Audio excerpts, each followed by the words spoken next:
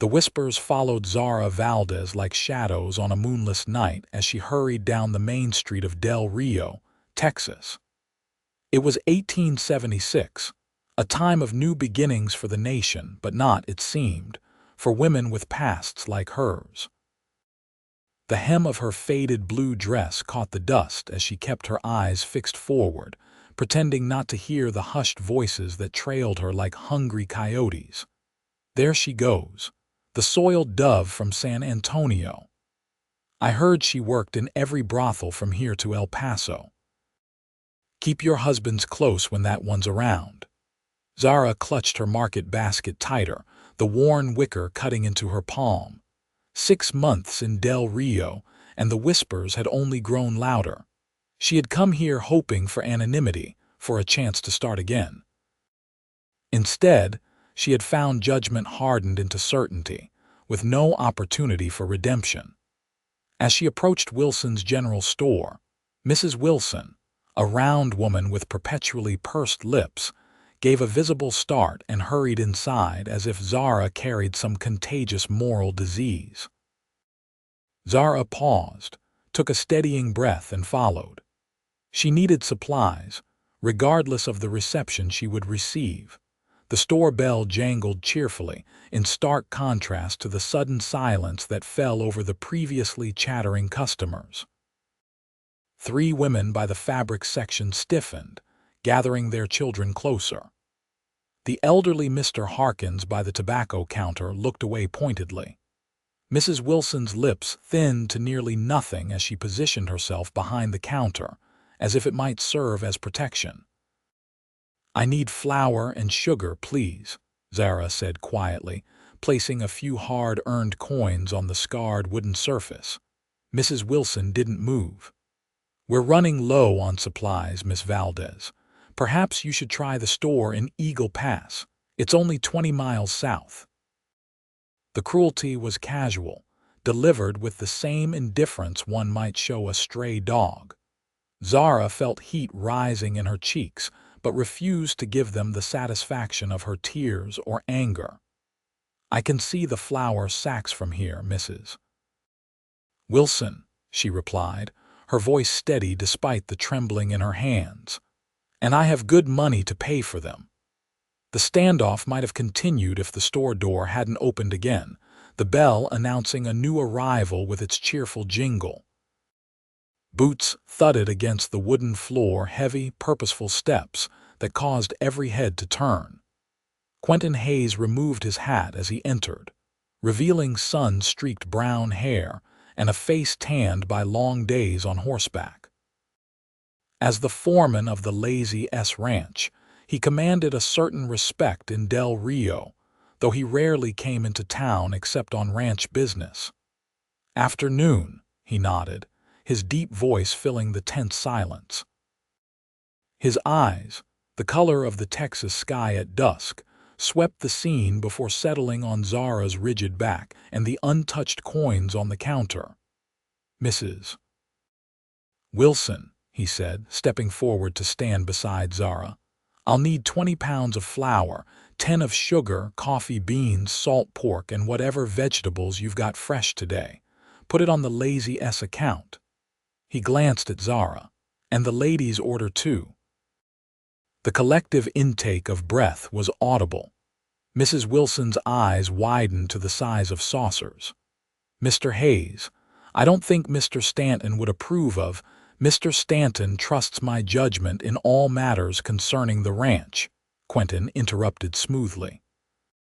"And right now, I'm judging that we need supplies and this lady's money is as good as anyone's." His voice remained pleasant, but there was steel beneath the words. Mrs. Wilson hesitated, then reluctantly reached for the flour sack. The spectators in the store found sudden interest in examining merchandise, though their ears remained pricked for every word. "I can pay for my own supplies," Zara whispered, mortification coloring her cheeks. "I know you can," he replied quietly. "But sometimes it's nice not to have to fight every battle alone." Something in his tone, not pity, but a simple understanding made her look up at him directly for the first time. His eyes held none of the judgment or leering interest she had grown accustomed to seeing in men's faces. Instead, there was a steady kindness there that caught her off guard. "Thank you," she said softly, "but I don't need charity." "It's not charity," he responded, his voice for her ears alone. "It's common decency which seems to be in short supply around here." As Mrs. Wilson grudgingly packaged their supplies, Quentin maintained an easy conversation about cattle prices and weather forecasts, as if they were simply two customers making ordinary purchases on an ordinary day. By the time they stepped outside into the late afternoon sunshine, Zara felt lighter somehow, though she couldn't say why. "Mr. Hayes, Quentin," he corrected, settling his hat back on his head. "Quentin," she amended. "I appreciate what you did in there, but it won't change anything. By tomorrow, they'll be saying I've bewitched you or worse." His mouth quirked up at one corner. "Let them talk. They will anyway." He helped her arrange her packages in her basket, his movements efficient without being presumptuous. "Are you headed home? I can walk with you." The offer surprised her. Men like Quentin Hayes respected. Established men didn't escort women like her through town in broad daylight, not unless they were seeking services she no longer provided. "That's not necessary," she said cautiously. "I know it's not necessary," he replied, his eyes crinkling at the corners, "but it would give me a chance to ask you something." Curiosity won out over caution. "What did you want to ask?" "The Lazy S is hosting a barn raising next Saturday. The old one got damaged in that thunderstorm last month. There'll be food, music, the whole town's invited." He paused, seeming uncharacteristically uncertain. "I'd like it if you came." Zara stared at him, certain she'd misheard. "You can't be serious." "Your boss is my uncle, and he trusts my judgment, like I said." He shifted his packages, looking unaccountably boyish for a man in his early 30s. "It's just a barn raising, Zara, not a marriage proposal." Despite herself, Zara felt a smile tugging at her lips. "The entire town will be scandalized." "Good," he said with a grin. "They could use something new to talk about besides last year's drought." As they walked together down the dusty street, Zara was acutely aware of the stares following them, the shocked faces in windows, the hushed conversations that would explode the moment they passed. But for once, she found she didn't mind. "I'll think about it," she said finally, as they reached the small cabin she rented at the edge of town. "That's all I'm asking," he replied, tipping his hat before turning to go. "For now, anyway." Zara watched him stride away, bewildered by the encounter and the small flicker of something dangerously like hope that had sparked to life inside her chest. The next morning, Zara awoke to a persistent knocking at her door. She hurriedly pulled on a robe over her nightgown and approached cautiously. Living alone as she did, visitors were rare and rarely welcome. "Who is it?" she called, one hand on the small derringer she kept hidden near the door. "Mrs. Osborne from next door," came the reply. "I've something urgent to discuss with you." Zara sighed. Edith Osborne was a widow who lived in the slightly larger cabin adjoining Zara's property. Unlike most of the townspeople, Mrs. Osborne had never been openly hostile, though she maintained a careful distance. Zara opened the door to find the older woman looking agitated, her gray hair hastily pinned and her usually neat appearance somewhat disheveled. "May I come in?" she asked, glancing nervously over her shoulder. Puzzled, Zara stepped aside. Mrs. Osborne entered, clutching her shawl around her shoulders despite the already warm morning. "You were seen yesterday," she began without preamble, "with Quentin Hayes." "Yes," Zara acknowledged, bracing herself for the coming lecture. "Do you have any idea what you're doing, Mrs. Osborne's voice was tight with concern. Quentin Hayes isn't just any cowboy. His uncle owns the largest ranch in the county. The family has influence, and you—" She hesitated. "And I'm the town harlot," Zara finished flatly. "Yes, I'm aware of the disparity." Mrs. Osborne's expression softened slightly. "Child, I'm not here to judge you. Lord knows I've made my share of mistakes, but I've lived in this town for 30 years, and I know how it works. People like the Hayes family don't mix with—" She paused again, searching for a delicate term. "Women with my background," Zara supplied. "Exactly." Mrs. Osborne nodded, seemingly relieved that Zara understood. "Whatever his intentions, it can only bring trouble, for both of you." Zara felt a flare of indignation. "He merely helped me get service at the general store and walked me home. Nothing more. And invited you to the barn raising at the Lazy S," Mrs. Osborne added pointedly. "Yes, I've heard. News travels fast in Del Rio." "Of course it did." Zara sighed and moved to put water on for tea. If she had to endure this conversation, she might as well be properly awake for it. "I haven't decided if I'll go," she said, though in truth, she'd lain awake half the night thinking about it. Mrs. Osborne settled at Zara's small table, her expression softening further. "Look, I don't pretend to know what drove you to your former occupation.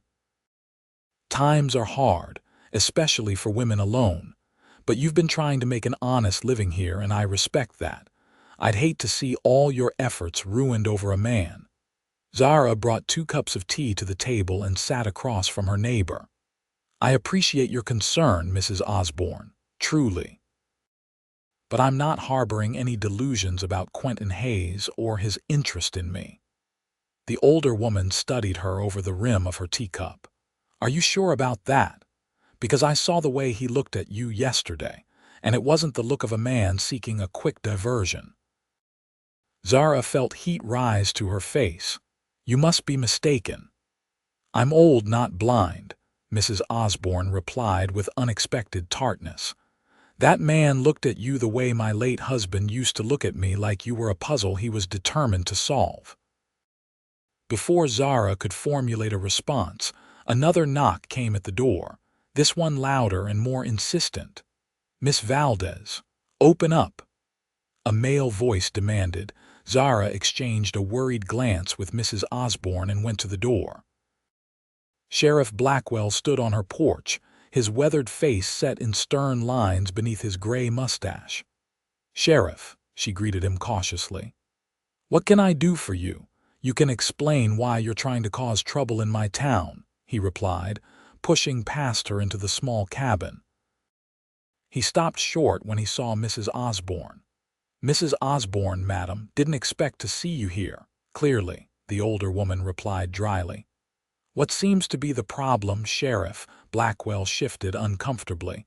"With all due respect, madam, this is between me and Miss Valdez here." "Is it, Mrs.?" Osborne didn't move from her seat. "Because it sounds to me like you're here to harass my neighbor without cause." The sheriff's face reddened. "Now see here." "No, Sheriff, you see here." Mrs. Osborne stood, drawing herself up to her full 5 feet and 2 inches. "Miss Valdez has broken no laws since coming to Del Rio. She pays her rent on time, keeps to herself, and has taken up honest work as a seamstress. If you're here on official business, state your charges. Otherwise, I suggest you leave immediately before I write a very strongly worded letter to Judge Thornton about harassment of law-abiding citizens." Zara stared at her neighbor in astonishment. In 6 months, she'd never seen this side of the quiet widow. Sheriff Blackwell's bluster deflated somewhat. "I received complaints about her causing a scene at Wilson's store yesterday and fraternizing with respectable folk." "Fraternizing?" Mrs. Osborne snorted. "Is that what we're calling basic human decency these days?" Quentin Hayes showed a Christian kindness to someone being mistreated. "If that's against the law in Del Rio now, Perhaps you should arrest half the congregation for the way they whisper during Sunday service." The sheriff opened and closed his mouth several times, clearly unprepared for this formidable opposition. Well, just came to give a warning," he finally managed. "The Stanton family is important to this town and people are concerned about influences." "Thank you for your concern, Sheriff," Zara found her voice at last. "But as Mrs. Osborne pointed out, I've broken no laws, and what Mr. Hayes chooses to do with his time is his business, not the town's." Blackwell glared at her but seemed to realize he had no legitimate reason to pursue the matter further. "Just watch yourself," he warned, heading for the door. "This is a respectable town with respectable folk. We don't take kindly to troublemakers." After he left, Zara turned to Mrs.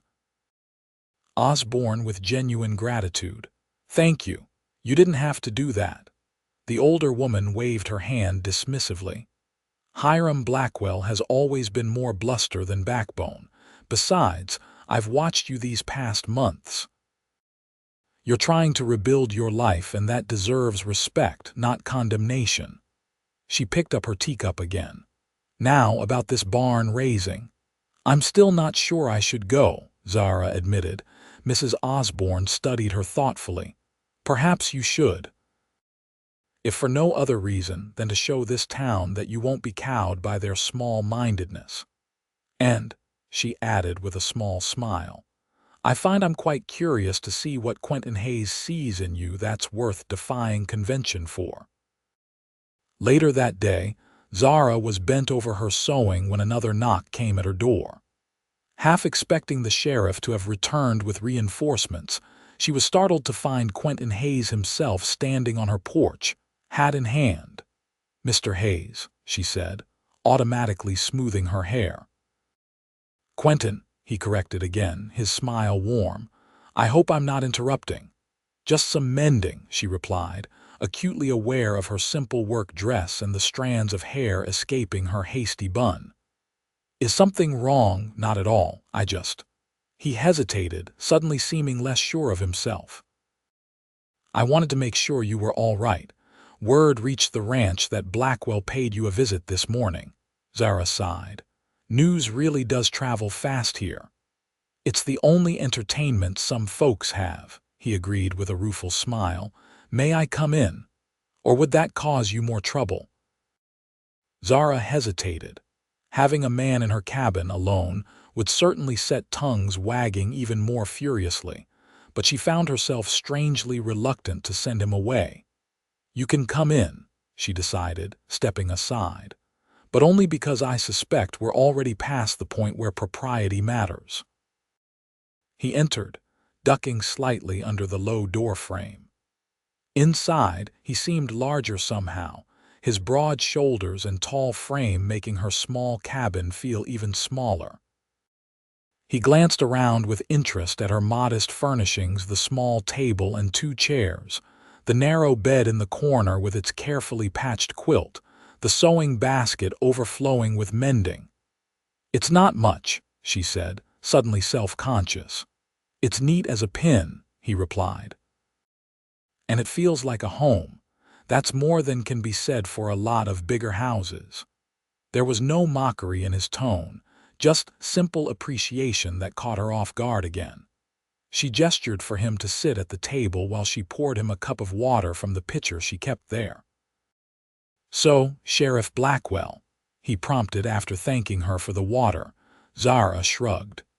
"He came to warn me about causing trouble and fraternizing with respectable folk. Mrs. Osborne from next door was here and sent him away with his tail between his legs." Quentin chuckled. "I've always liked Edith Osborne. She once told my uncle his cattle were as skinny as politicians' promises, right to his face." The mental image made Zara smile. She was surprisingly fierce. Some people are like that, quiet until there's a reason not to be. He studied her over the rim of his cup. "I suspect you might be the same."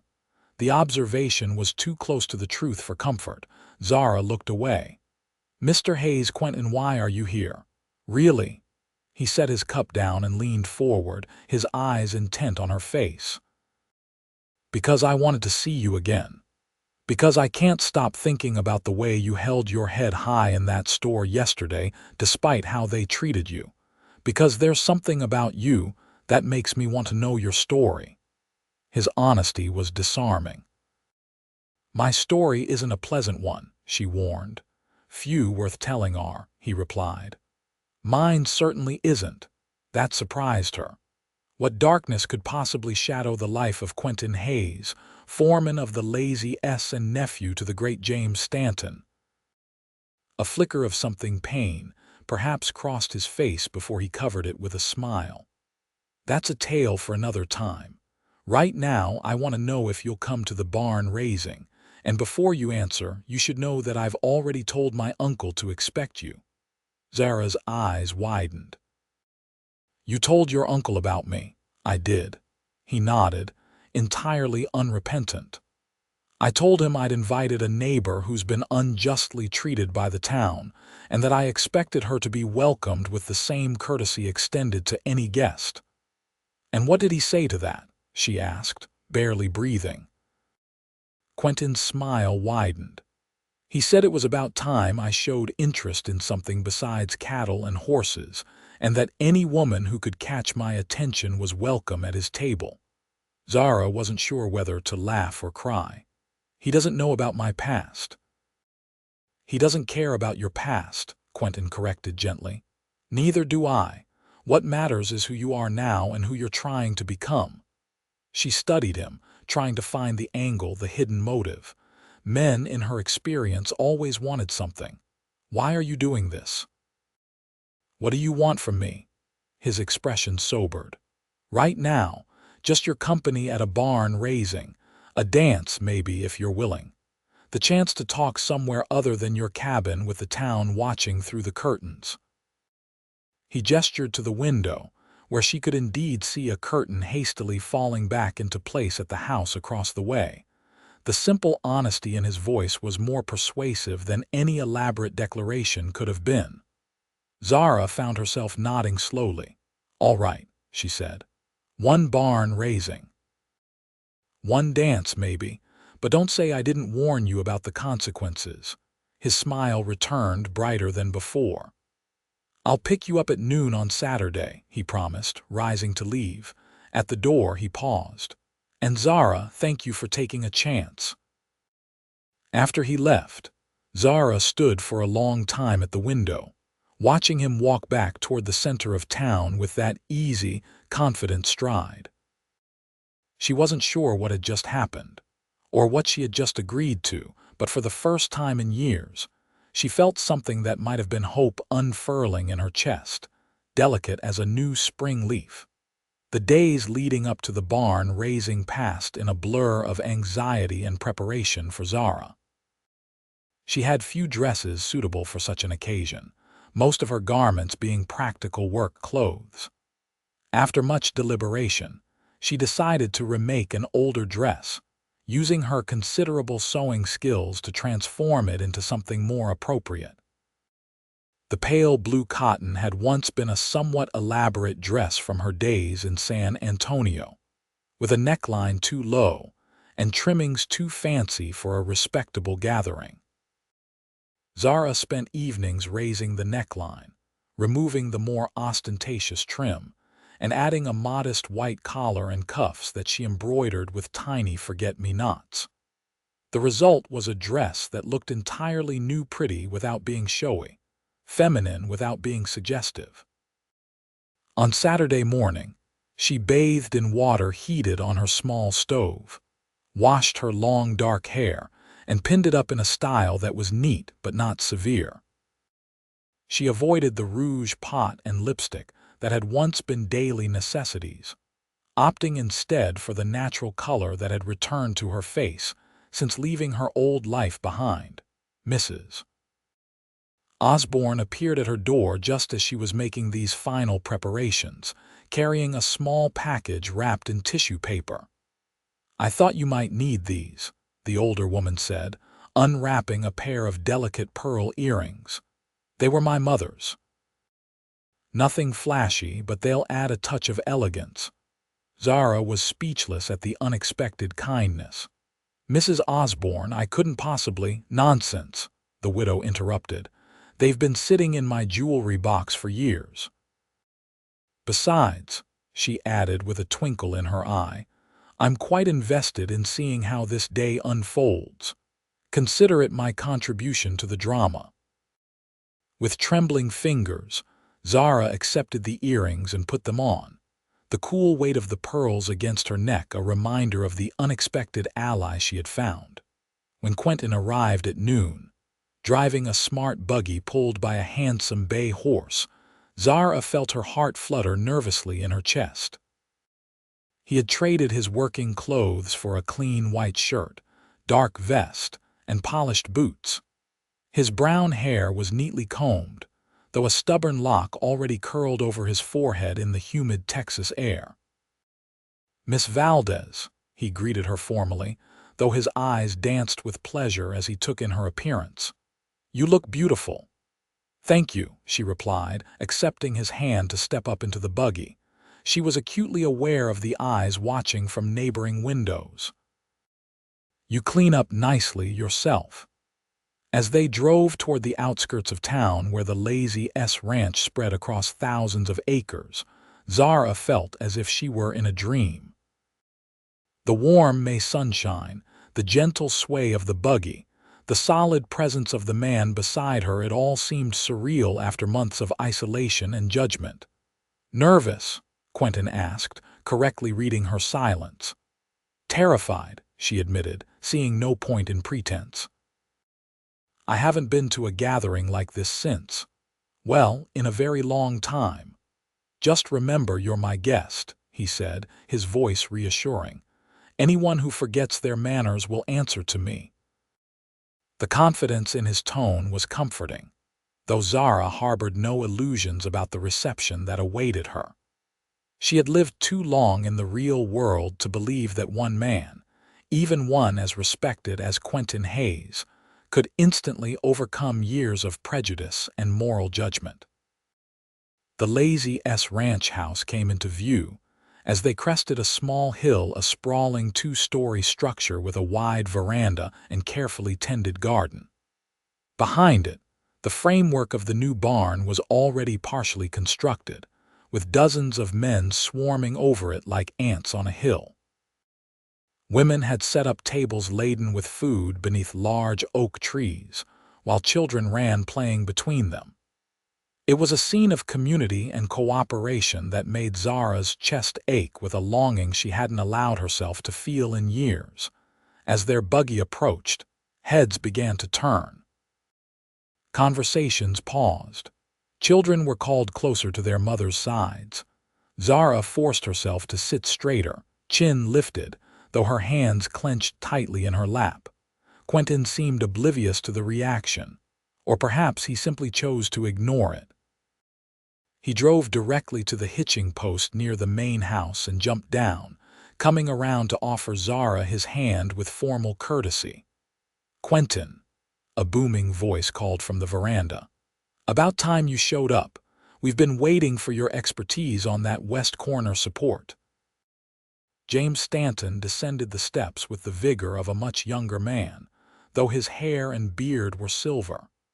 Tall and broad-shouldered like his nephew, he had the weathered face of a man who had spent decades under the Texas sun. "Uncle," Quentin greeted him with obvious affection. "May I present Miss Zara Valdez?" "Miss Valdez, my uncle James Stanton." Zara braced herself for the moment of recognition, the inevitable cooling of welcome when he placed her as that woman from town. But Stanton merely took her extended hand in both of his smile genuine. "Miss Valdez. A pleasure to finally meet you. My nephew has spoken very highly of you." Zara darted a quick glance at Quentin, who looked suspiciously innocent. "Has he? We've only just become acquainted." "Sometimes a man knows quality when he sees it," Stanton replied with a wink. "Come, let me introduce you to my wife. She's been curious ever since Quentin mentioned he was bringing a guest." As they approached a group of women organizing serving platters, Zara could feel the ripple of recognition pass through them. Mrs. Wilson from the general store was there, her round face freezing in shock. Beside her, the banker's wife whispered something behind her hand to the milliner's wife, whose eyes widened dramatically. Martha, Stanton called to a dignified woman with silver-streaked dark hair. "Come meet Quentin's guest, Miss Valdez." Martha Stanton turned, her keen eyes taking in Zara's appearance in one comprehensive glance. Whatever she might have heard about Zara's past, she gave no indication of it in her manner. "Miss Valdez, welcome to our home," she said, extending her hand. "I hope you'll excuse the chaos. Barn raisings are always a bit frantic until the actual structure is up." "Thank you for having me," Zara replied, genuinely touched by the simple courtesy. "Nonsense, we're delighted," Martha assured her. "It's about time Quentin brought someone to one of our gatherings. He works far too hard and socializes far too little, if you ask me." "Martha," Quentin protested, a hint of color rising in his cheeks, "don't embarrass me in front of Miss Valdez." "She might change her mind about that dance she promised me." Martha laughed, a warm, genuine sound. "I'll stop, but only because we need your help with the barn. The men are arguing about the best way to raise that tricky corner section." She turned to Zara. "While the men handle the heavy lifting, perhaps you'd like to help with the food preparation. Or you can simply relax and enjoy the festivities. You're our guest, after all." Zara, who had expected to be relegated to the fringes of the gathering at best, found herself unexpectedly included. "I'd be happy to help, Mrs. Stanton." "Martha, please," the older woman insisted. "And I'll put you with Lucia over there preparing the desserts. She's our cook and the most sensible woman on the property." As Quentin was pulled away toward the barn-raising efforts, he caught Zara's eye and mouthed sorry with a rueful smile. She gave him a small nod of reassurance. She could handle herself, regardless of the reception. Lucia, a middle-aged Mexican woman with intelligent eyes and a no-nonsense manner, proved to be exactly as Martha had described her: sensible, straightforward, and completely uninterested in gossip. "You know how to cut a proper pie slice?" she asked Zara by way of greeting. "Yes," Zara replied. "Good. Then you're already more useful than half these women who are too busy talking to work," Lucia declared, handing her a knife. "The peach pies need cutting into 12 slices each, not 11, not 13, 12. Grateful for the clear directive and the absence of probing questions, Zara set to work. From her position at the dessert table, she could see the barn raising in full swing. Men shouted directions and encouragement as massive beams were hoisted into place. At the center of the activity was Quentin, his shirt sleeves rolled up, muscles straining as he helped guide a particularly large support beam into position. "He's a good man," Lucia commented, following Zara's gaze. "Works harder than any 3 cowboys put together and never complains. The senor and senora think of him like a son." Zara forced her attention back to the pies. "He seems kind." Lucia gave a soft snort. "Kind, yes, and stubborn as a mule when he believes in something or someone." Her knowing glance made Zara flush. "We barely know each other," she protested softly. "Sometimes that doesn't matter," Lucia replied cryptically, before turning to scold a young kitchen maid for spilling lemonade. Throughout the afternoon, Zara remained largely at the dessert table, finding refuge in the practical work and Lucia's matter-of-fact company. Many of the town women avoided her entirely, though a few of the younger ones approached for pie with curious glances.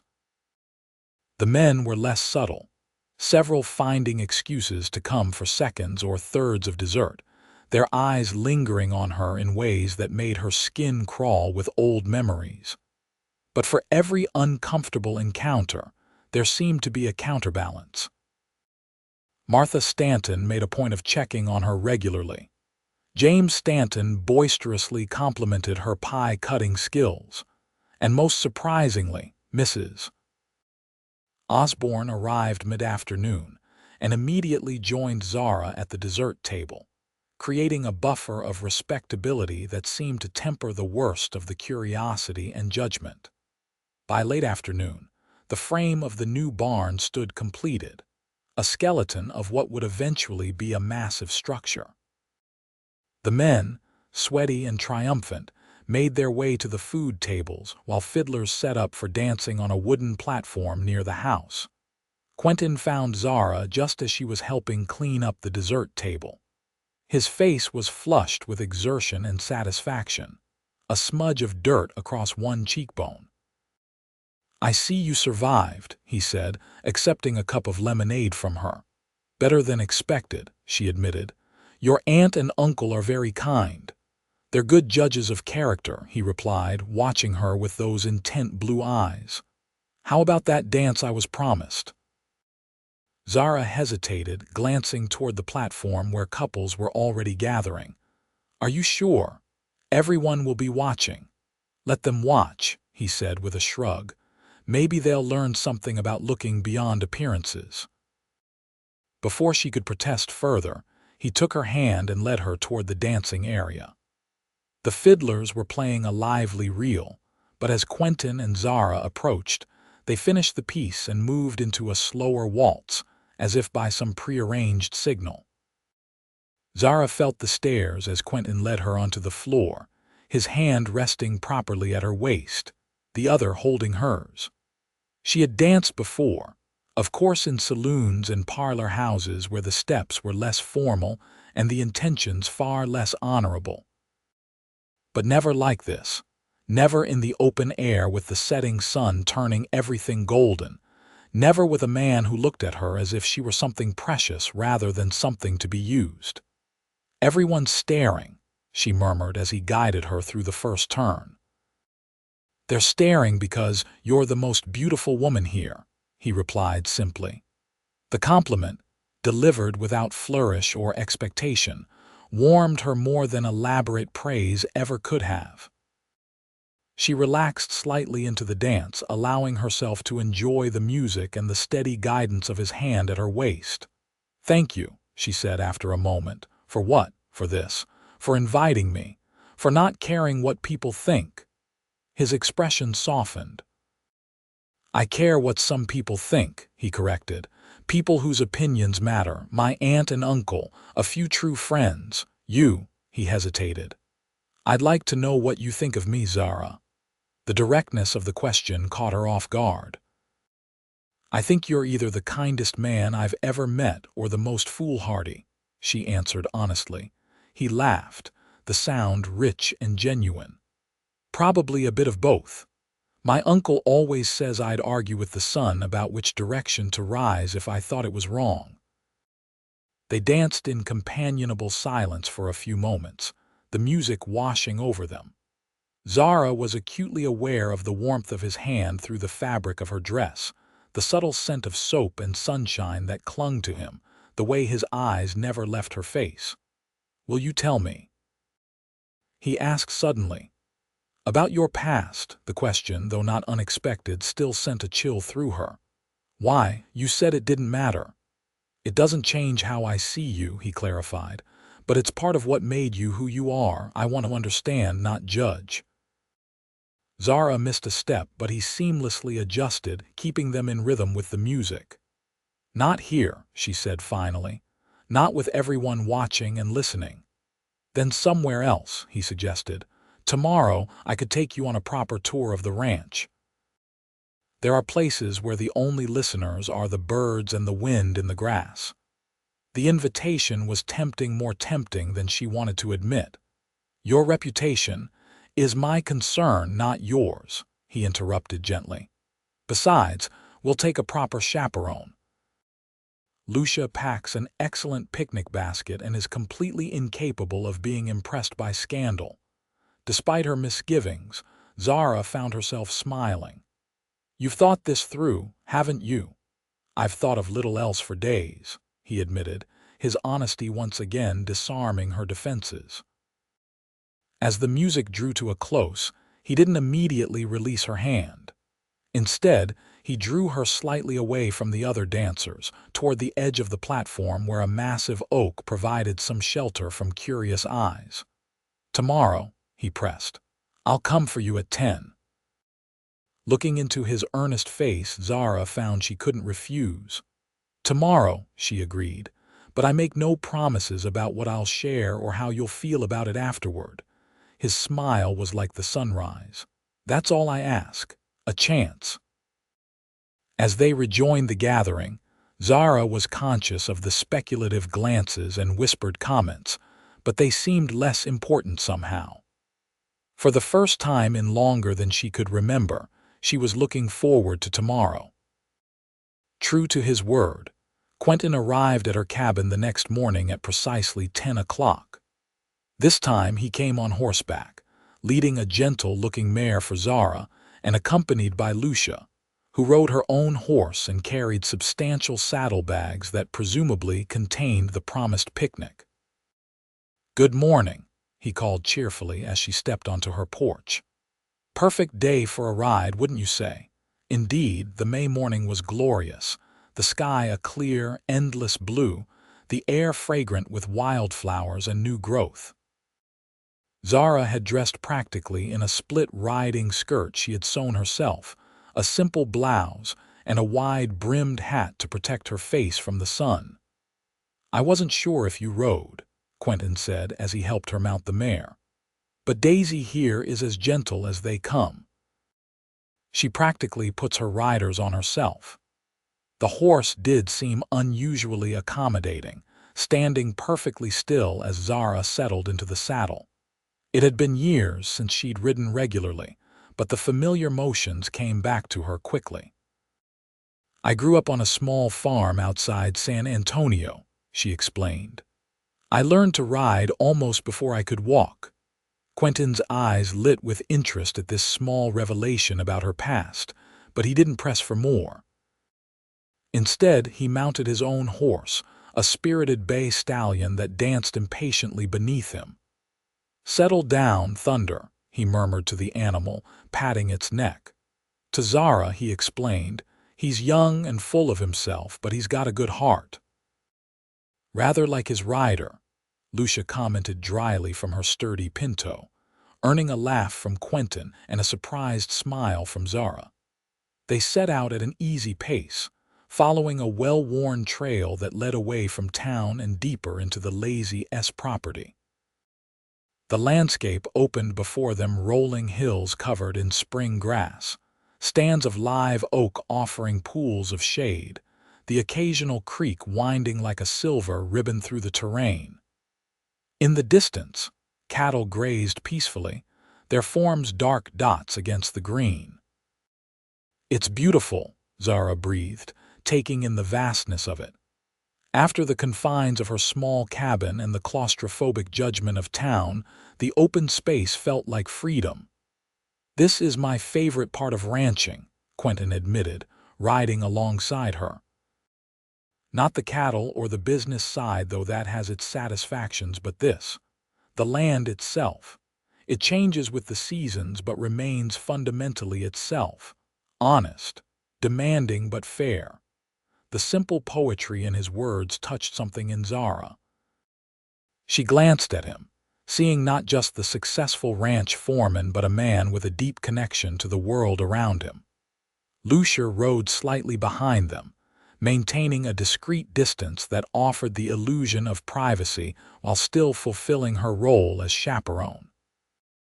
Zara caught the older woman's knowing smile and felt herself flush. After about an hour's ride, they reached a particularly lovely spot where a small creek widened into a clear pool, shaded by ancient oak trees. Wildflowers dotted the surrounding grass with splashes of color bluebonnets, Indian paintbrush, and yellow primrose. "This is my thinking spot," Quentin said as he dismounted and came to help Zara down. I come here when I need to work through a problem or just escape the demands of the ranch for a while." "It's perfect," she said, turning slowly to take in the peaceful setting.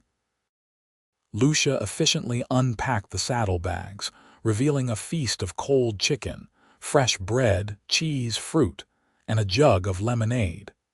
She arranged everything on a blanket spread in the shade, then announced, "I'm going to pick some herbs I've been wanting. They grow along the creek about a quarter-mile downstream. I'll be back in 2 hours."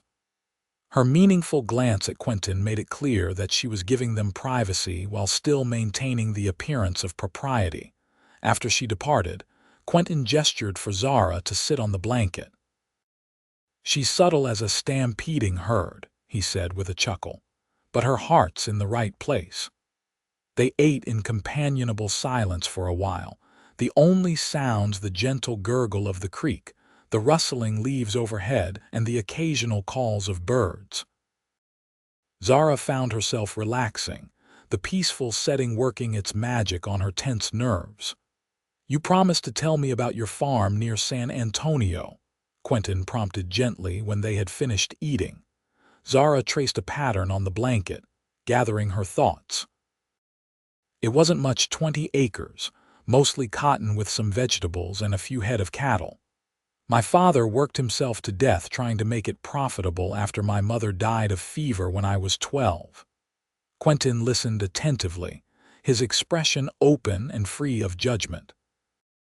"By the time I was 16, it was just me and Pa barely scraping by," she continued. "Then the drought of '67 came and we lost nearly everything. Pa took to drinking, trying to dull the disappointment, I suppose. One night he got into a fight in town and didn't come back." "I'm sorry," Quentin said softly. Zara nodded, acknowledging the sympathy without looking up. "The bank foreclosed on the farm. I had no family, no skills beyond farming and basic sewing, and barely enough money for a week's lodging in town. I tried to find respectable work, cleaning, serving, anything, but there were too many desperate people and too few jobs." She paused, steeling herself for the next part. "A woman approached me outside a boarding house where I'd been turned away. She said she ran an establishment where I could have room and board, nice clothes, and earn good money. All I needed was a pretty face and a willingness to entertain gentlemen." The words hung in the air between them. Zara forced herself to look up, to face whatever reaction would be in his eyes. But Quentin's expression remained steady, compassionate without pity. "You did what you had to survive," he said simply. The absence of condemnation in his tone loosened something tight in Zara's chest. "Yes. At first, I told myself it was temporary, just until I saved enough to start over. But the years passed. I moved from San Antonio to El Paso, then to other towns when circumstances required. I learned that men wanted fantasy and escape, so I became whoever they wanted for an hour or a night. The real Zara disappeared a little more each time." "But you left that life," Quentin observed. "You came to Del Rio." Zara's hands clenched in her lap. "There was an incident in Fort Worth, a client who didn't respect boundaries. He was a powerful man connected to the local law. When I defended myself, I was the one who faced consequences." Quentin's jaw tightened, but he remained silent, allowing her to continue at her own pace. "I realized then that I would never be anything but what others had made me unless I left that world entirely. So I took what savings I had and came to Del Rio, where no one knew me. I rented the cabin, set up as a seamstress, and tried to build something resembling a respectable life." She gave a bitter laugh. "Of course, respectability is hard to come by when your past follows like a shadow." "Someone recognized you," he guessed. "A cattle buyer passing through," she confirmed. "He'd been a regular at a house in San Antonio. He made propositions. When I refused, he made sure everyone in town knew exactly what kind of woman I had been." The memory still stung the shocked whispers, the mothers pulling their children to the other side of the street, the men who came knocking at night with money in their pockets and entitlement in their eyes. That's why Mrs. Wilson wouldn't serve you, Quentin said, understanding dawning in his eyes. Why the sheriff came to your door? Zara nodded. Del Rio prides itself on being a God-fearing, moral community. A former soiled dove trying to pass as respectable is an offense to their sensibilities. She looked at him directly, needing him to understand. That's why your attention is so dangerous, Quentin, not just to your reputation but to mine. They already think I'm trying to snare a respectable man to rise above my station through manipulation and other skills. Let them think what they want, he said, a sudden fierceness in his tone. Their small-mindedness doesn't define you, Zara, or me, or what might be between us.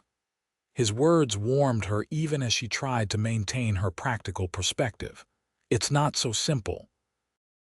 Your position, your family.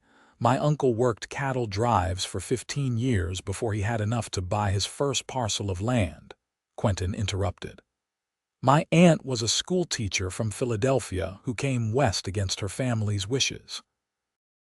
They built everything they have through hard work and by judging people on their actions, not their pasts. They taught me to do the same. He reached across the blanket to take her hand, his touch gentle but sure. The question isn't whether your past matters to me. It doesn't. The question is whether you're willing to believe in the possibility of a future that isn't defined by it. Zara looked down at their joined hands, his large and calloused from physical labor, hers smaller but equally marked by work. I stopped believing in possibilities a long time ago, she admitted. It was safer that way. And now, he prompted softly, she met his gaze, allowing herself to see the genuine care there. Now I'm afraid to hope, because if I let myself believe and then lose it all again. I can't promise that everything will be perfect, he said, his thumb tracing circles on her palm. People will talk, some will never accept you no matter what, but I can promise that you won't face it alone. The sincerity in his voice made her throat tight with emotion. Why? She whispered. Why would you take on all this trouble for a woman you barely know? Quentin considered the question seriously. Because from the moment I saw you in that store, head high despite their cruelty, I recognized something in you that called to something in me. Resilience, determination, the courage to stand alone if necessary. He smiled slightly. And because when you smile, really smile, like you did when we were dancing, it feels like sunrise after the longest night. The simple poetry of his words brought unexpected tears to her eyes. No man had ever spoken to her like this, with honesty rather than flattery, seeing her rather than what she could provide. I don't know if I can be what you think you see, she said, her voice unsteady. I'm not asking you to be anything but yourself, he replied. The real Zara, not who you think you should be for me or anyone else. The problem was, Zara wasn't sure she knew who the real Zara was anymore. Years of reinvention had left her uncertain of her own identity beyond survival and adaptation. Before she could voice this thought, hoofbeats approached, signaling Lucia's return. The older woman appeared with impeccable timing, her saddlebags now filled with fragrant herbs. Time to head back, she announced. The Senora will be wondering where we've disappeared to. The ride back to town was quieter, each of them absorbed in their own thoughts. Zara felt raw, exposed by her revelations, yet somehow lighter for having shared them. Quentin rode beside her, occasionally pointing out features of the landscape or sharing anecdotes about ranch life, but never pressing her for more than she had already given. As they approached the outskirts of Del Rio, Zara tensed involuntarily, already anticipating the stares and whispers that would greet their return. Quentin, noticing, moved his horse closer to hers. "Hold your head high," he said quietly. "You've done nothing wrong today or any day." Easy for him to say, she thought, though she appreciated the sentiment. As they rode down the main street, the usual reactions followed, conversations halting mid-sentence, women gathering their children closer, men staring with varying degrees of disapproval or speculative interest. But there was a new element today. Alongside the judgment, Zara detected curiosity and even a hint of something like respect in some faces.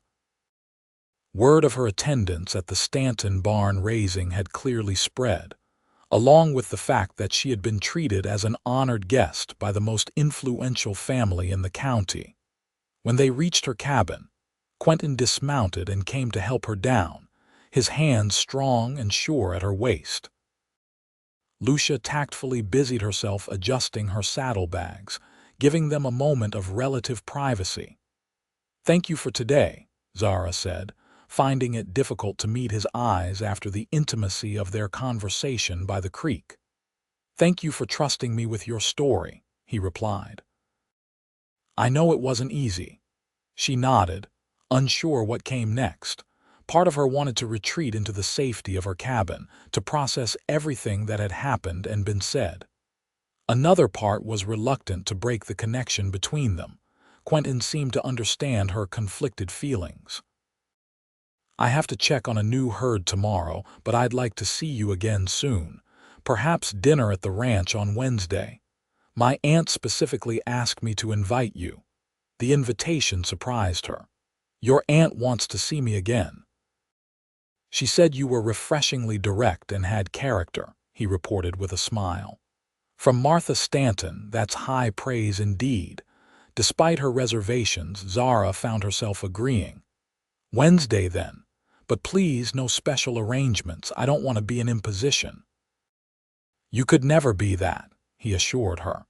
Then, with a glance to make sure Lucia's attention was still diverted, he raised Zara's hand to his lips, pressing a gentle kiss to her knuckles.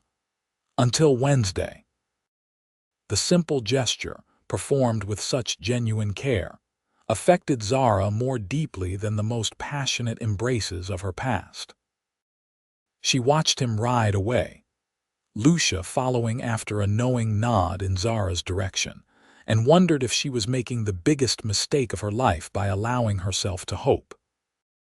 Yet as she entered her cabin, she couldn't deny the warm glow that had kindled in her chest, a feeling almost forgotten, but now recognized as happiness.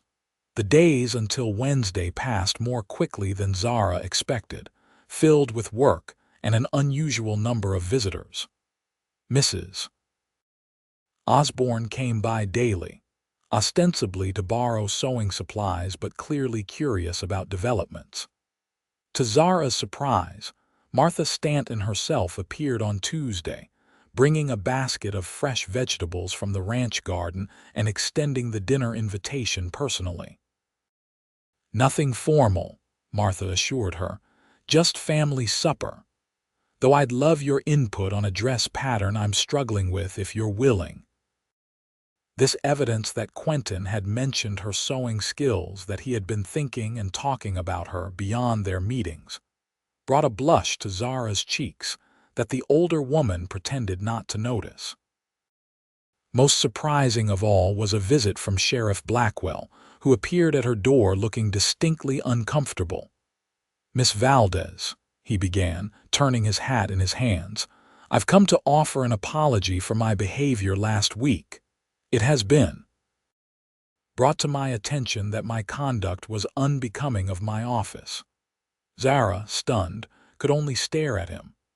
"The law applies equally to all citizens," he continued stiffly, clearly reciting something he had been told to say. "And as you have broken no laws during your residence in Del Rio, you deserve the same protections and courtesies as any other resident." "I appreciate that, Sheriff," Zara managed. "Thank you." He nodded curtly and departed, leaving Zara to wonder what or who had prompted this remarkable change of heart. She received her answer when Quentin arrived to escort her to dinner on Wednesday evening. "You spoke to the sheriff," she said as they walked toward the waiting buggy. He shrugged, looking faintly embarrassed. "I may have mentioned to my uncle that Blackwell was overstepping his authority, and my uncle may have mentioned it to Judge Thornton, who may have had a very direct conversation with our esteemed sheriff about the proper application of the law." Zara shook her head, torn between gratitude and concern. "You didn't need to do that." "I didn't do it," he corrected. "The justice system did what it's supposed to do: protect all citizens equally. You deserve that protection, Zara, just like anyone else." The simple conviction in his voice silenced her objections. As they rode toward the ranch, Zara allowed herself to enjoy the cooling evening air and Quentin's animated descriptions of a particularly stubborn calf he'd had to rescue from a mud hole the day before. Dinner at the Stanton home was indeed a casual family affair, with just Martha and James joining them at the large oak table in the dining room. The conversation flowed easily, touching on ranch matters, town gossip, and Martha's latest letter from her sister in Philadelphia. "How are you finding business for your sewing, Miss Valdez?" James asked as they enjoyed slices of Lucia's apple pie for dessert. "Somewhat improved, actually," Zara admitted. "I've had 3 new customers this week." "Martha's influence, no doubt," James said with a wink at his wife. "Once she mentioned to the Ladies' Aid Society that you'd be altering her new dress pattern, half the women in town suddenly discovered they needed sewing done." Martha looked unrepentant. "I merely pointed out that talent should be recognized regardless of peripheral matters, and that Christian charity extends to supporting honest work." The older woman's matter-of-fact support brought a lump to Zara's throat. "Thank you," she said simply. "No need for thanks," Martha replied briskly. "Good seamstresses are hard to find in Del Rio, and I'm entirely selfish about wanting to keep you in business." After dinner, while James and Quentin discussed ranch accounts in the study, Martha invited Zara to examine the dress pattern that had been mentioned. They spread it across the large table in Martha's sewing room, a charming space filled with fabrics, threads, and half-completed projects. "I've never been able to get the collar to lie properly," Martha explained, showing Zara the pieces. As they worked together to adjust the pattern, Martha spoke casually, her eyes on her work rather than Zara's face. "My nephew is quite taken with you." Zara's hands stilled momentarily before resuming their careful measurements. "He's been very kind." "Quentin isn't kind out of obligation or pity," Martha said firmly. "If he's shown interest in you, it's because he sees something worth knowing better." Unsure how to respond, Zara focused on marking an adjustment to the pattern piece. "He hasn't had an easy path himself, you know," Martha continued, selecting a pin from the cushion at her wrist. "James and I took him in when he was 15 after his parents died in a fire. He was angry, lost, determined to face the world alone rather than risk being hurt again." This glimpse into Quentin's past startled Zara. He had mentioned having a story of his own but had offered no details. "He worked twice as hard as any hand on the ranch," Martha went on, "as if trying to earn his place, though we'd already given it freely. It took years before he truly believed he belonged, that he was loved for himself and not for what he could provide." The parallel to Zara's own struggles with trust and belonging was unmistakable, and she knew it was intentional on Martha's part. "Why are you telling me this?" she asked quietly. Martha met her eyes directly. "Because I think you might understand him in ways others can't. And because I want you to know that this family judges people by who they are trying to become, not who they once were or what circumstances forced them to do." The simple acceptance in the older woman's words threatened to unravel Zara's carefully maintained composure. "The town doesn't share your perspective." "The town," Martha said with surprising vehemence, is full of people who have forgotten their own struggles in their rush to judge others. Half those righteous women whispering behind their hands had their own desperate moments before finding security. The difference is that they had family or friends or simple luck to protect them from the choices you had to make. She patted Zara's hand. Don't let them define you, my dear. And don't let them stand in the way of something that might bring you happiness. Before Zara could formulate a response to this extraordinary statement, Quentin appeared in the doorway. "Are you ladies solving all the world's problems in here?" he asked with a smile. "Just fixing this disastrous collar," Martha replied smoothly. "Zara's shown me exactly where I went wrong." "She has a gift for seeing what others miss," Quentin said, his gaze warm on Zara's face. Martha gathered up the pattern pieces with a knowing smile. "I need to check on Lucia in the kitchen. Quentin, why don't you show Zara the garden? It's lovely in the evening light."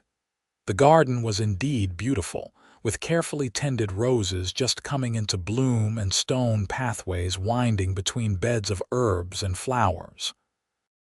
The setting sun cast everything in golden light, softening edges and creating an almost dreamlike atmosphere. "Your aunt is remarkable," Zara said as they strolled along a lavender-lined path. "She is," Quentin agreed. "I'd be lost without her and my uncle. They saved me in every way that matters." Remembering what Martha had told her, Zara asked gently, "Would you tell me about it? About losing your parents?" He was quiet for a moment, his expression distant with memory. "We had a small ranch north of here, nothing like the Lazy S, just enough to get by. I was 15, already working alongside my father with the cattle. One night I was out checking on a heifer that was calving. The lantern in the house somehow got knocked over. By the time I saw the flames and ran back, it was too late." The pain in his voice, though tempered by time, was still raw.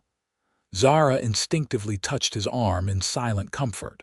"Uncle James was my father's brother.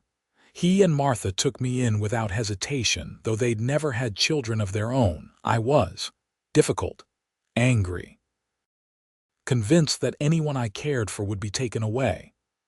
"I understand that feeling," Zara said softly. He covered her hand with his own, acknowledging the shared experience. "I know you do. That's part of what I recognized in you, I think. The wariness that comes from learning the hard way that life can take everything in an instant." They had reached a stone bench beneath a trellis covered with climbing roses. As they sat, Quentin kept hold of her hand, his thumb tracing absent patterns on her palm. "My uncle and aunt never gave up on me," he continued. "They gave me space to grieve but never let me surrender to bitterness. They showed me that family isn't just blood, it's people who choose to stand by you, who see your value when you can't see it yourself." The parallels to how he had stood by her, seen value in her that the town denied, were impossible to miss. Zara felt her defenses weakening further in the face of this shared vulnerability. "What are we doing, Quentin?" she asked, giving voice to the question that had occupied her thoughts since the barn raising.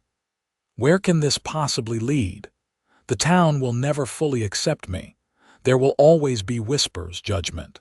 "Let me worry about the town," he said, shifting to face her more directly. "What I want to know is what you want, Zara. Not what you think is possible or practical or safe. What does your heart tell you?" The question stripped away her carefully constructed pragmatism. What did she want? For so long, her desires had been limited to survival, to building a small space where she could exist without constant fear or shame. The possibility of wanting more, of deserving more, was almost too overwhelming to contemplate.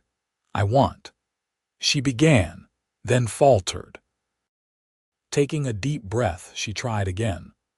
"I want to stop being afraid, to believe that the past doesn't have to determine the future, to trust that when someone looks at me with kindness, there isn't a price to be paid later." His expression softened. "And me? Do you want me in this future you're imagining?" The directness of the question demanded equal honesty in return. "Yes," she whispered, "but I'm terrified of what that means, for both of us." Quentin raised his free hand to gently touch her cheek, his calloused fingers surprisingly soft against her skin. "What it means is that we face whatever comes together. The town, the past, all of it. Your story becomes our story if you'll let it." The words echoed what she had heard him say in her dreams, impossible, beautiful words that she had never expected to hear in waking life. She closed her eyes briefly, trying to anchor herself in this moment that felt too fragile to be real. When she opened them, he was still there, still looking at her with that steady gaze that seemed to see past all her careful walls to the woman she wanted to be. "May I kiss you, Zara?" he asked, his voice low and earnest. No man had ever asked her permission before. They had taken, assuming her profession granted automatic access to her body, her lips, everything she had to offer. This simple question, with its implicit acknowledgement of her right to choose, moved her more deeply than any passionate declaration could have. "Yes," she breathed.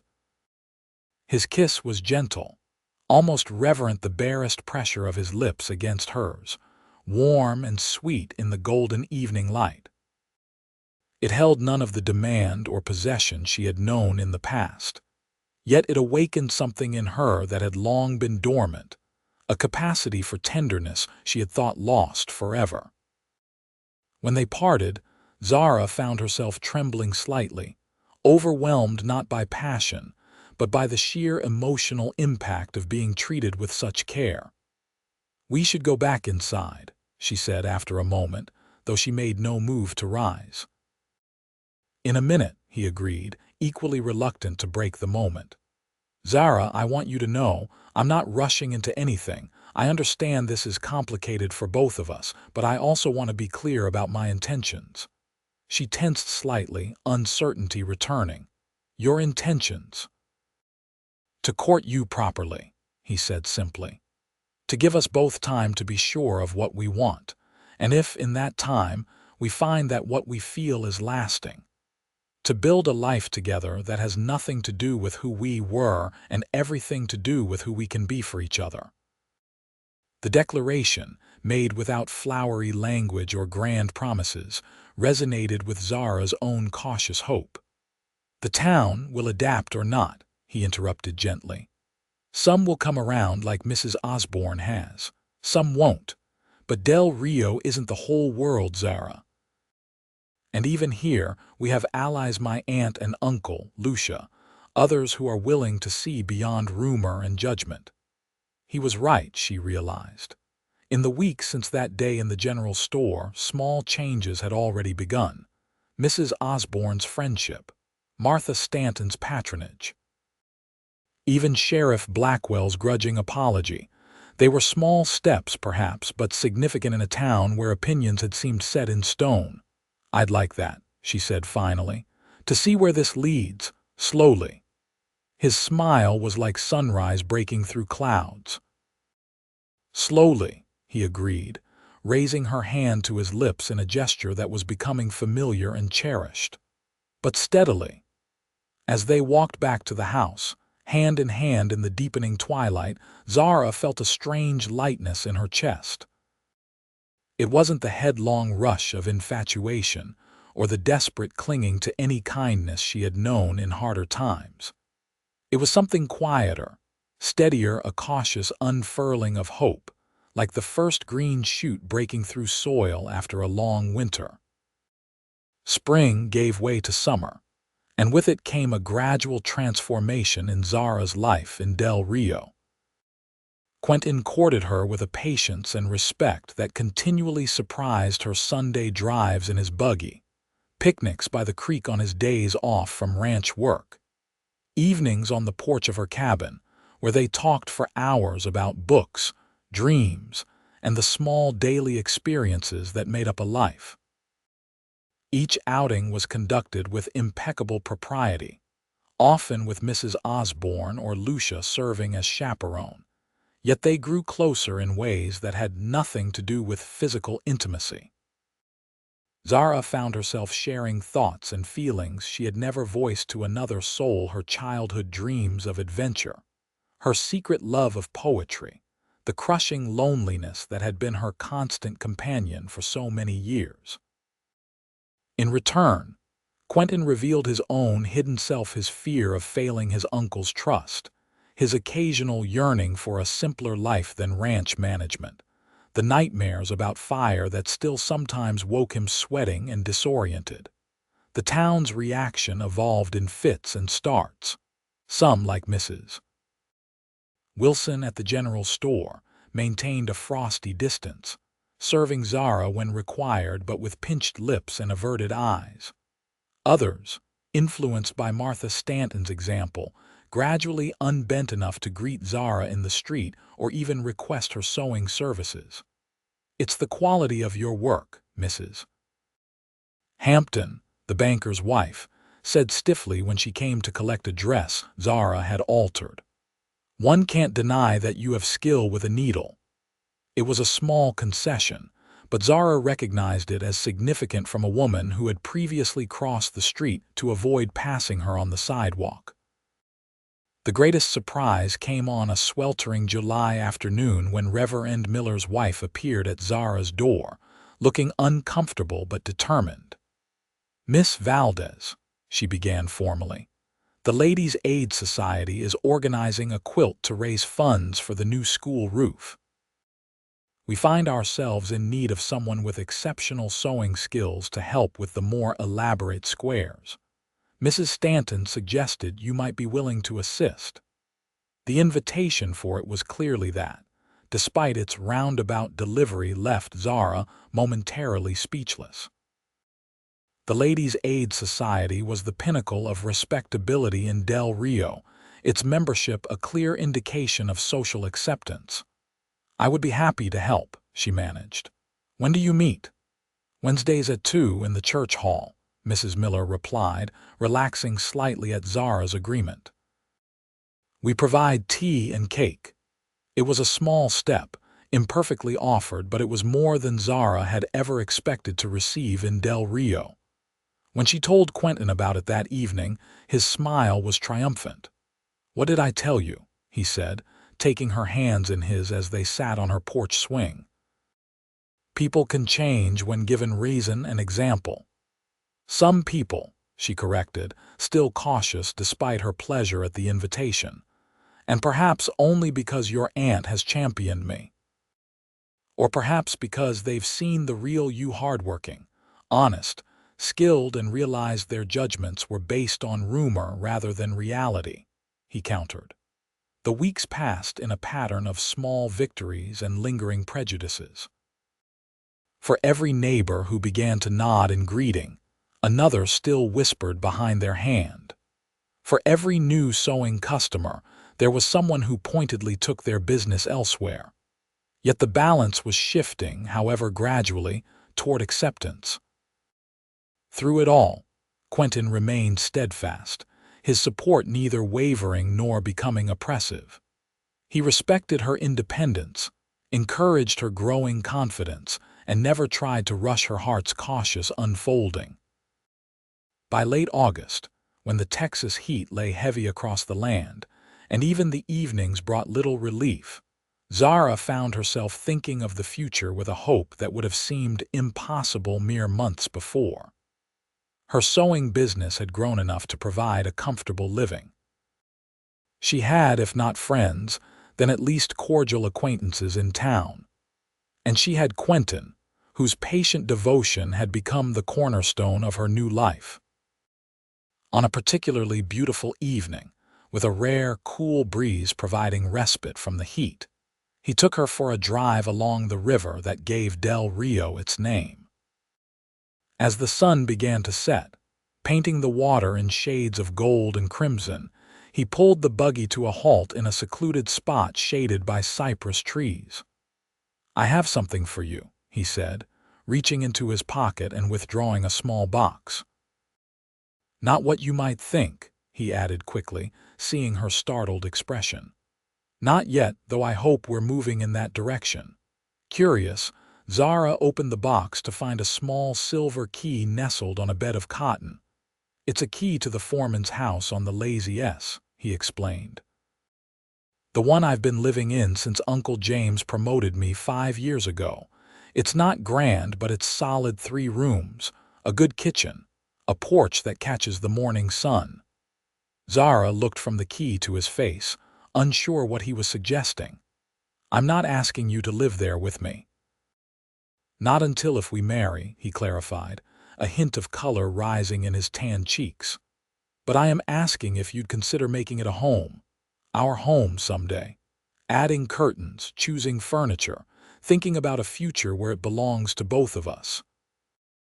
The gesture, practical yet deeply romantic in its implication of a shared future, brought tears to Zara's eyes. You're really serious about this, about us? I've never been more serious about anything in my life, he replied, his blue eyes intent on her face. I love you, Zara. I've been sure of it for weeks, but I wanted to give you time, to prove that this isn't some passing fancy or, God forbid, charity on my part. The words she had never expected to hear spoken, not in the throes of passion or as a means of manipulation, but simply as a truth too important to remain unspoken, washed over her like a cleansing rain. I love you too, she whispered, the admission both terrifying and liberating. I've been afraid to say it, to even think it, as if naming it might make it disappear. He touched her cheek gently, his expression tender. It won't disappear. What we've built these past months is real, Zara, more real than anything in my life before you. They sat together as the light faded from the sky, talking of practical matters, what improvements the house needed, when they might think about a more formal commitment, how to navigate the remaining hurdles of town opinion. Yet beneath these everyday concerns ran a current of joy so powerful that Zara felt almost light-headed with it. As they drove back toward town, the first stars appearing in the darkening sky, Zara held the key tightly in her hand. It represented more than just access to a physical space. It was a promise of belonging, of legitimacy, of a future built on mutual respect and understanding rather than judgment or exploitation. It was, she realized, the key to a life she had stopped believing was possible for women with pasts like hers, a life where mistakes could be acknowledged without becoming permanent definitions, where redemption wasn't just a Sunday sermon concept but a living reality. The town of Del Rio came into view, its lights twinkling in the August darkness. For the first time since arriving there, Zara looked upon it without dread. It wasn't perfect. It might never fully embrace her. But within its boundaries, she had found something precious beyond measure, the chance to define herself by her choices rather than her circumstances, and a man who saw her clearly and loved her anyway. "What are you thinking?" Quentin asked, noticing her contemplative expression. Zara smiled, her hand still closed around the key. "I'm thinking about curtains for the kitchen windows," she said. "Something bright, I think. Yellow, maybe, the color of hope." His answering smile was everything she needed, warm, genuine, full of promises yet to be fulfilled but already taking root in the fertile soil of their shared understanding. As autumn painted the Texas landscape in golds and russets, life in Del Rio settled into a new pattern. Zara continued her sewing work, now with enough regular customers to keep her comfortably busy. Her participation in the Ladies' Aid Society had evolved from awkward tolerance to genuine, if still somewhat reserved, inclusion. She had even been invited to contribute squares to a second quilt, this one commemorating the town's founding. Most weekends found her at the Lazy S, where she and Martha Stanton had become unlikely friends, bonding over sewing projects and Martha's extensive garden. Under the older woman's guidance, Zara began adding her own touches to the foreman's house, the promised yellow curtains for the kitchen, a colorful braided rug for the main room, shelves that Quentin built to hold the books she had begun collecting. "You're nesting, Mrs. Osborne observed one afternoon in late October as she helped Zara pack some of her belongings for the move that would follow the wedding. "I never thought I'd see it, but I'm glad I have." Zara smiled, carefully wrapping a small china figurine that had been her mother's, one of the few possessions she had managed to keep through all her travels and tribulations. "I never thought I'd see it either." The wedding was set for the first week of November, after the fall cattle drive was completed, but before winter set in. It would be a small ceremony at the ranch rather than in the church, a practical decision that neatly avoided the issue of whether Reverend Miller would agree to officiate.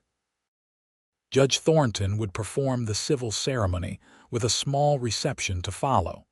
"Just family and friends," Quentin had insisted when Martha suggested a larger celebration. "The people who have supported us and wished us well." Zara had been grateful for his understanding. The thought of standing before the entire town, with its mix of grudging acceptance and lingering judgment, would have dampened what should be a joyful day. As the date approached, Zara found herself possessed by an unfamiliar nervousness. Not about marrying Quentin, of that she was more certain than she had ever been of anything, but about the step into a completely new life it represented. After years of independence, of answering to no one but herself, the prospect of partnership was both thrilling and intimidating. The morning of the wedding dawned clear and cool, with the crisp autumn light gilding everything it touched. Martha and Mrs. Osborne arrived at Zara's cabin early to help with preparations, bringing with them Lucia and a younger kitchen maid to assist. "The men have been banished from the house until the ceremony," Martha announced cheerfully. "James says Quentin is pacing like a caged mountain lion, which I take as a good sign." The women's excited chatter as they helped Zara dress and arranged her hair filled the small cabin with a warmth she had never experienced there before. For a moment, looking around at these women who had come to care for her, despite knowing her past, Zara felt a lump form in her throat. "Now, none of that," Mrs. Osborne scolded gently, noticing her suspiciously bright eyes. "You'll ruin all our hard work on your face." The wedding dress was Zara's own creation, sewn in secret evening hours over the past month. Simple but elegant, it was made of ivory satin with delicate embroidery at the modest neckline, and cuffs forget-me-nots like those she had added to the dress she wore to the barn raising, a subtle reminder of how far they had come since that day. "It's beautiful," Martha said softly as she helped arrange the skirt. "You have a remarkable gift, my dear." "Thank you," Zara replied, touching the fabric with reverent fingers, "for everything. I wouldn't be here today if you and Mr. Stanton hadn't accepted me." Martha waved away the gratitude.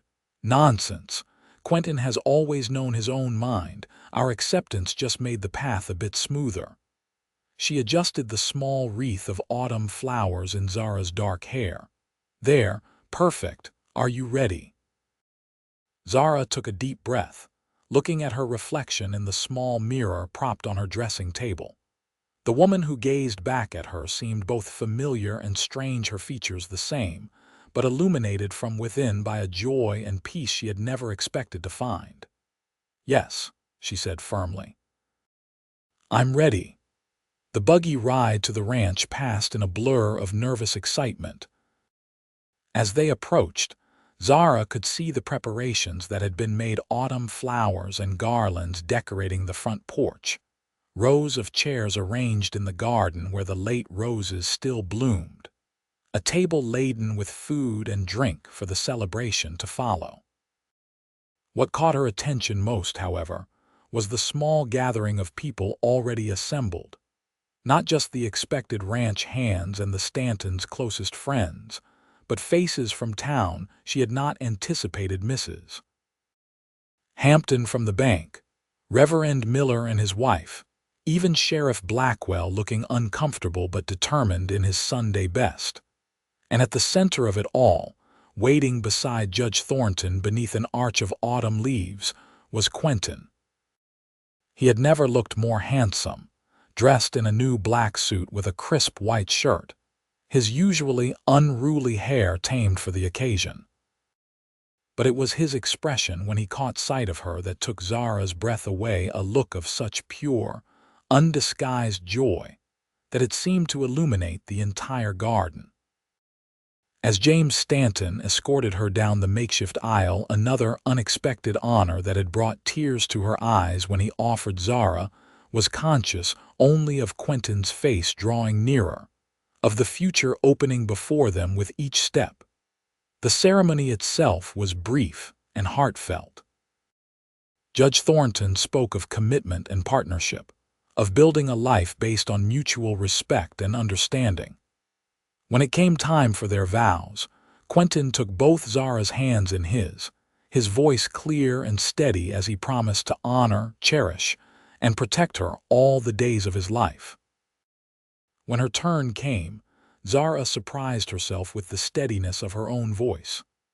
"I, Zara Valdez, take you, Quentin Hayes, to be my husband. I promise to stand beside you in joy and sorrow, to share your burdens and your triumphs, to build with you a home and a life founded on honesty, respect, and love. All that I am and all that I hope to be, I share with you from this day forward." The words, written in private moments of reflection over the past weeks, came from the deepest part of her heart. They acknowledged the complexity of their journey without dwelling on the past, focusing instead on the shared future they were creating with each choice, each day. "By the authority vested in me by the state of Texas," Judge Thornton concluded, "I now pronounce you husband and wife. You may kiss your bride." Quentin's kiss was gentle but sure, a perfect balance of restraint and promise that left Zara blushing as they turned to face their assembled guests. The applause that greeted them was warm and genuine, even from those she had least expected to attend. The celebration that followed was more joyful than Zara had dared to imagine. There was food and music, dancing and laughter. James Stanton gave a toast that brought tears to many eyes, speaking of new beginnings and the courage it takes to look beyond appearances to the true worth of a person. "To Quentin and Zara," he concluded, raising his glass. "May your life together be as rich in joy as it has already been in courage and determination." As the afternoon mellowed into evening, Zara found a moment of quiet on the edge of the gathering. Watching Quentin laughing with a group of ranch hands, his face alight with happiness, she felt a profound sense of gratitude wash over her. 6 months ago, she had been alone, scorned, barely tolerated by the town she had hoped would offer a fresh start. Now she stood here as Mrs. Quentin Hayes, surrounded by people who had come to respect and even care for her, with a future spread before her bright with possibility. "Quite a change from that day in Wilson's store, isn't it?" a voice observed beside her. Zara turned to find Sheriff Blackwell looking slightly uncomfortable but determined. "Yes," she agreed cautiously. "Quite a change." He cleared his throat. "I owe you an apology, Mrs. Hayes, a real one, not the one I was pushed into giving before.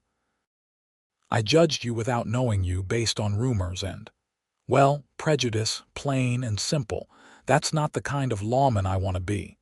The sincerity in his gruff voice surprised her. "Thank you, Sheriff. That means a great deal." He nodded, clearly relieved to have said his piece. "Hayes is a good man, one of the best in the county. I can see now that he saw something in you the rest of us missed. I wish you both happiness." As he moved away, Quentin appeared at her side, slipping an arm around her waist. "What was that about?" "Redemption, I think," she replied thoughtfully. "For both of us in different ways." he smiled, understanding without needing further explanation. "Ready to go home, Mrs. Hayes." The name, so new and yet already feeling right, brought a warm glow to her heart. "Yes," she said, leaning into his embrace. "I'm ready to go home." Their home, the foreman's house she had been gradually making their own over the past months, welcomed them with the soft, golden light of lamps that Lucia had thoughtfully lit before their arrival. Inside, everything was prepared for their first night together, a fire laid in the hearth against the autumn chill, fresh flowers on the table, the bed turned down with linens that Martha had given them as a wedding gift. The moment should have been awkward, two people who had known each other for only months, now alone as husband and wife for the first time.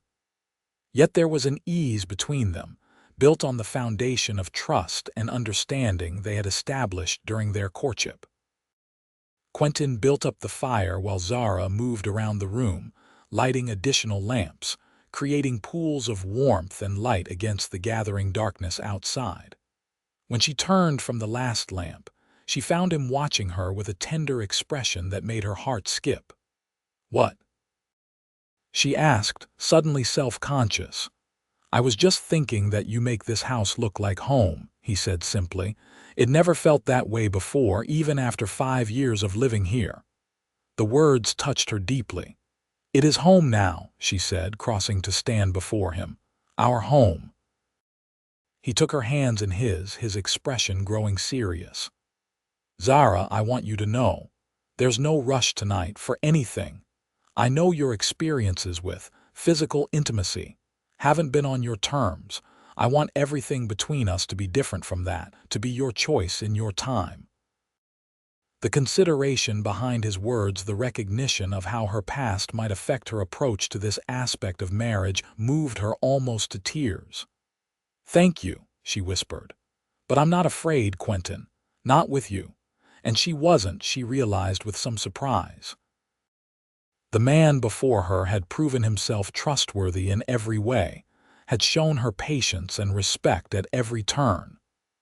With him, she could rediscover physical intimacy as it was meant to be, an expression of love rather than a transaction or obligation.